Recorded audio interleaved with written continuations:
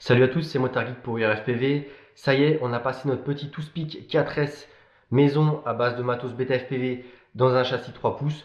Donc je vais vous présenter ça sur le banc. Ce sera assez rapide puisque tous les composants, on les a déjà vus dans la vidéo précédente, à part le nouveau châssis donc et les hélices 3 pouces.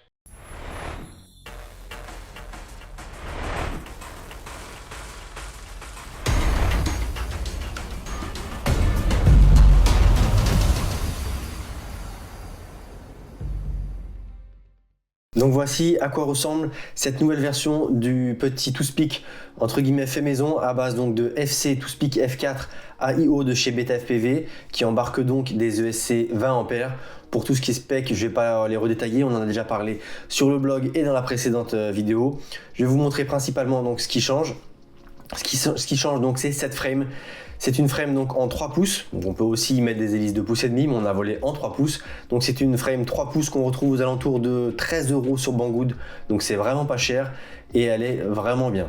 Et je vais vous expliquer tout de suite pourquoi. Donc le nom de cette frame c'est assez compliqué à dire, c'est une ZJWRC, je vous mettrai le lien sur Banggood, ce sera plus simple.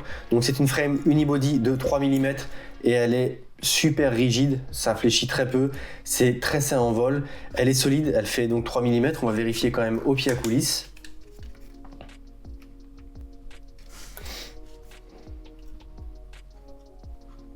Bon, 2,7. Ce qu'on peut noter dessus, c'est que voilà, avec des vis coniques et que ça rentre dans le carbone qui est un peu biseauté, du coup les vis ne dépassent pas. Avec les lipos, il n'y a aucun souci d'origine. On a quand même rajouté un petit lipopad pour protéger aussi bien la lipo que la frame et en même temps que ça fasse un peu antidérapant. Donc ça c'est vraiment un bon point d'origine. La FC également, comme vous pouvez le voir, elle a tout un tas de trous. Donc on peut y fixer différents types de FC. Je vous récapitulerai tout ça dans l'article de la vidéo.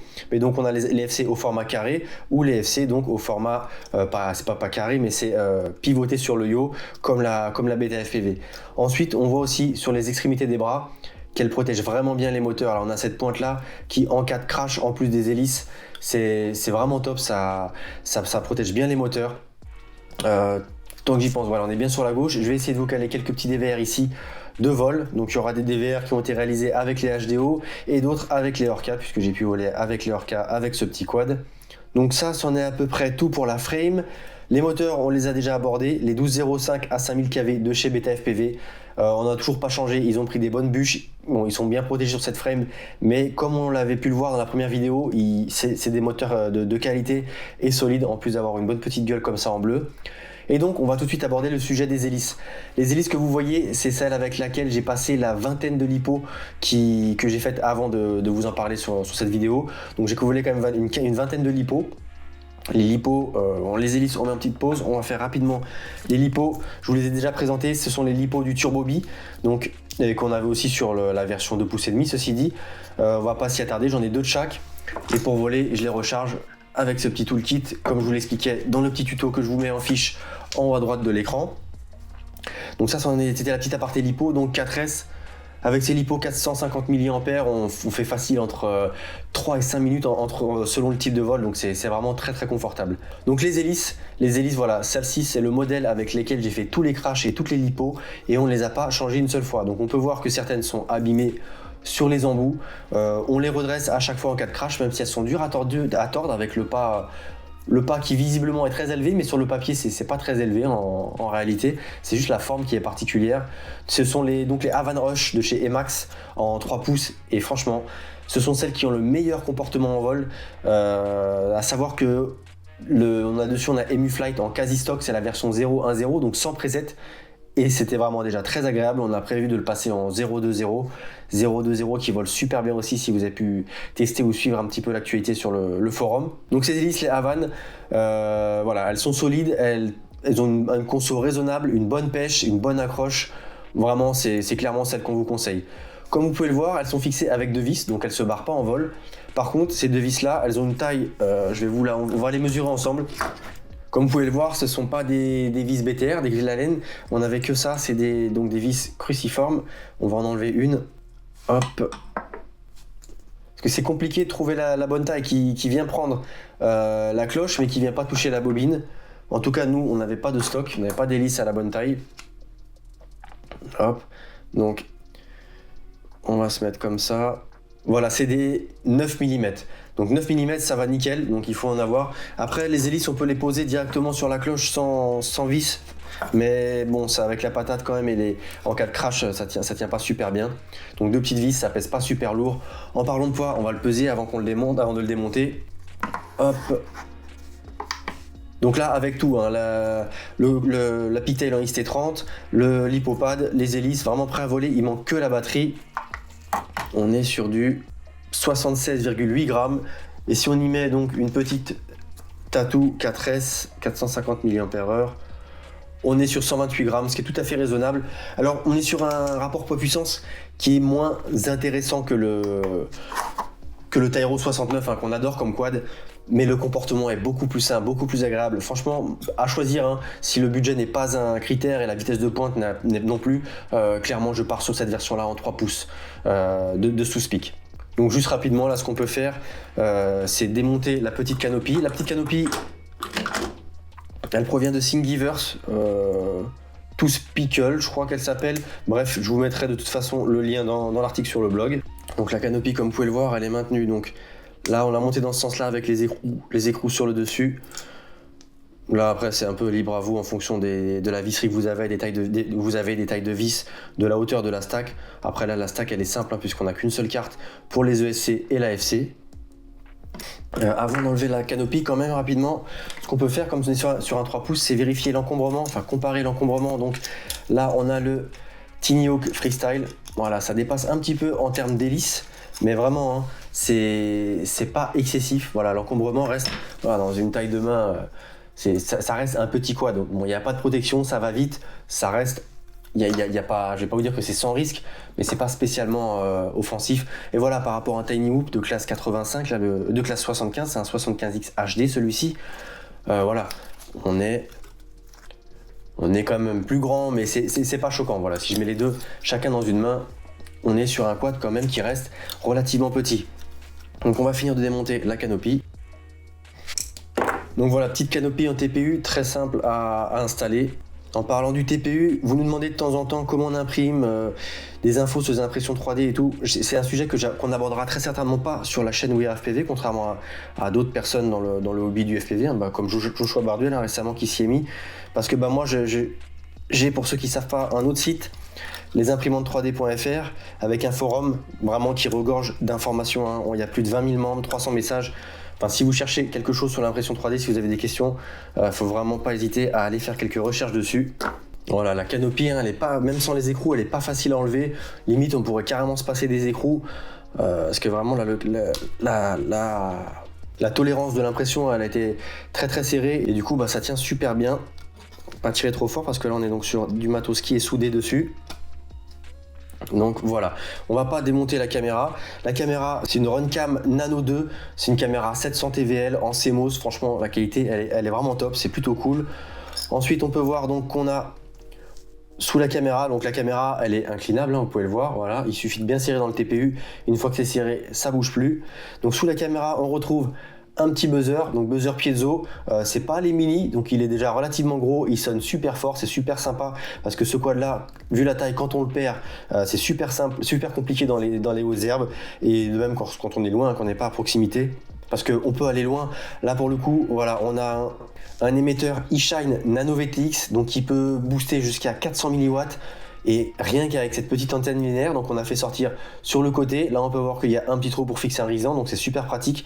eShine Nano VTX, ça permet d'aller loin, vous allez le voir, hein, je vous mettrai une vidéo avec, au moment où d'ailleurs vous verrez que c'est un fail-safe, parce que on est sur un récepteur de chez Farsky, une seule antenne, donc c'est un XM tout simple, qui est fixé, je sais pas si on l'aperçoit, sous la FC, que je vais pas démonter, que je vais pas soulever, parce que là les vis sont un peu trop hautes, et on a les câbles moteurs qui vont tirer. Donc voilà, on est plus limité par la portée radio que la portée vidéo dans ce cas de figure, et franchement c'est largement suffisant pour un to-speak en termes de range. Donc voilà, là on a abordé ce qu'il y a sous la canopie, ça rentre un petit peu au chausse-pied, ça chauffe pas spécialement, voilà, c'est bien rodé, c'est quelque chose qu'on a bien utilisé et ça tourne super bien. Et donc rapidement, la FC, hein, on vous l'a déjà présenté, la F4 To-Speak de chez Beta FPV. Et donc avec les connecteurs moteurs qu'on a soudés, qui sont livrés non soudés, et comme vous pouvez le voir, Avec le temps, important, on n'a pas débranché, juste avec les crashs et l'usage, les connecteurs commencent, enfin les pins des connecteurs sont un petit peu tordus. Et il aurait fallu très certainement qu'on colle en fait le connecteur sur la FC, sur la board, pour pas qu'il bouge comme ça. Pour l'instant, les soudures tiennent, il n'y a pas de souci en vol. Donc voilà, c'est un montage qui n'est pas hyper compliqué. Une fois que c'est fini, ça rentre au chausse-pied, mais le montage en lui-même est assez simple. Tout est soudé sur la FC. La maintenance n'est pas forcément les plus faciles en dehors des moteurs qui sont branchés. Mais voilà, on reste quand même sur un quad qui est simple à monter et à maintenir, même si c'est pas parmi les plus simples non plus. Donc voilà, moi je vais m'en aller remonter tout ça et je vous reprends en face caméra pour la conclusion. Donc pour conclure, ce petit to-speak, personnellement, c'est un de mes préférés. Niveau comportement, je pense que je préfère encore le Tooth Hawk, enfin le Tiny Hawk Freestyle, même s'il ne vole qu'en 2S et qu'il est quand même un peu moins péchu, je trouve que le ressenti au bout des sticks est vraiment génial.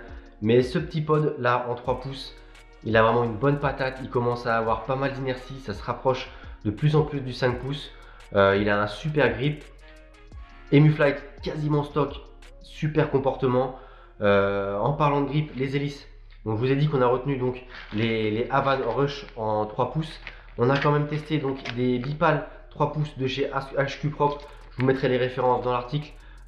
Mais celle-ci, elle vibrait, c'était absolument pas, ça allait pas vite, je sais pas, il y avait un problème de rendement, ça volait super mal.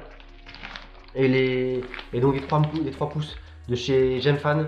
Donc là on a voilà la marque Gemfan et les 3 pouces là, je sais pas si on les voit correctement à l'écran. Pareil, je vous prendrai quelques photos et je vous mettrai les infos dans l'article. Ça volait pas bien, c'était pas agréable. Donc voilà, on a testé 3 types d'hélices et on a retenu les Havan Rush qui en plus ont le gros avantage d'être super durables.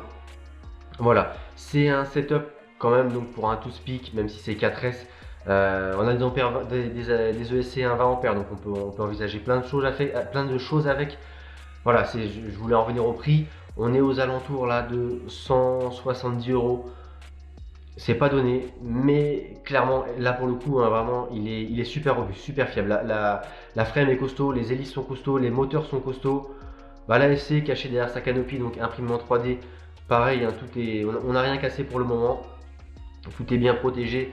Enfin voilà, c'est un to-speak qui nous plaît beaucoup. Alex, qui l'a monté, à qui il appartient, adore le Tiro. Et c'est vrai, comme c'est moi qui fais la review, il m'a principalement laissé le voler avec.